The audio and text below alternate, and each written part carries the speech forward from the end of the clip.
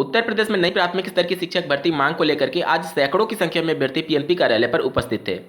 अभ्यर्थियों में इस बात के लिए आक्रोश था कि लगातार पिछले 2 महीने से सरकार के द्वारा एक कमेटी का गठन किया गया, लेकिन अभी तक उसकी रिपोर्ट तक नहीं आई है और सरकार शिक्षक भर्ती देने जा रही है या नहीं, इसके संदर्भ में कोई अभी तक अंतरिम रूप से फैसला नहीं लिया गया था।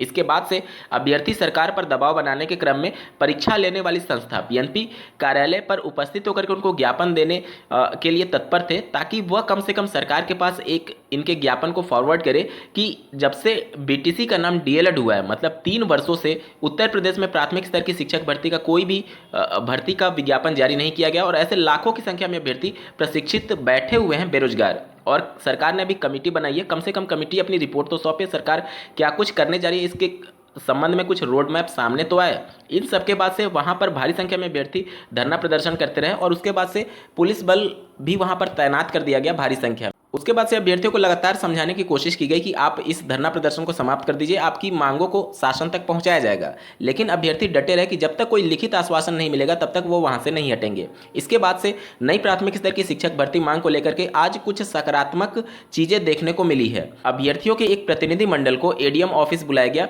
साथ ही माननीय एडीएम और उसके अलावा एसपी सिटी के समक्ष उन्होंने अपने ज्ञापन को दिया और उस ज्ञापन को माननीय एडीएम महोदय और एसपी सिटी के द्वारा सरकार तक पहुंचाया गया है और साथ ही साथ एक रिसीविंग भी अभ्यर्थियों को दी गई है, ताकि उन पर भी विश्वास बना रहे कि हाँ, उनकी मांगों को शासन तक भेज दिया गया है। स्क्रीन पर आप देख पा रहे होंगे जिला मजिस्ट्रेट प्रयागराज के द्वारा अपर शिक्षा सचिव उत्तर प्रदेश शासन को 15 नवंबर को ये भेजा गया है। कृपया अवगत कराना है कि श्री रजत सिंह प्रदेश अध्यक्ष डीएलएड प्रयागराज द्वारा अपर शिक्षा सचिव उत्तर प्रदेश शासन लखनऊ को संबोधित ज्ञापन प्रस्तुत किया गया है। उक्त ज्ञापन को मूल रूप में संलग्न कर सूचनार्थ एवं आवश्यक कार्यवाही हेतु प्रेषित है। इसके अलावा जिला मजिस्ट्रेट के द्वारा निजी सचिव माननीय बेसिक शिक्षा मंत्री को भी पत्र लिखा गया है 15 नवंबर 2021 को और इनके द्वारा भी वही सभी बातें कही गई हैं कि जो इनका ज्ञापन था वो सरकार तक पहुंचा दिया गया है और साथ ही साथ उस पर आवश्यक कार्रवाई करने के लिए भी कहा गया है और इनके ज्ञापन को भी फॉरवर्ड किया गया है।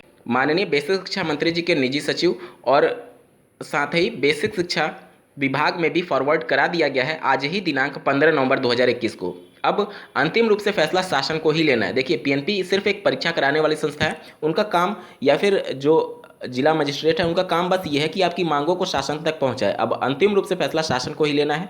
देखना होगा कि अब शिक्षक भर्ती को लेकर के प्रदेश सरकार के द्वारा क्या कुछ स्पष्टीकरण या फिर क्या कुछ फैसला दिया जाता है।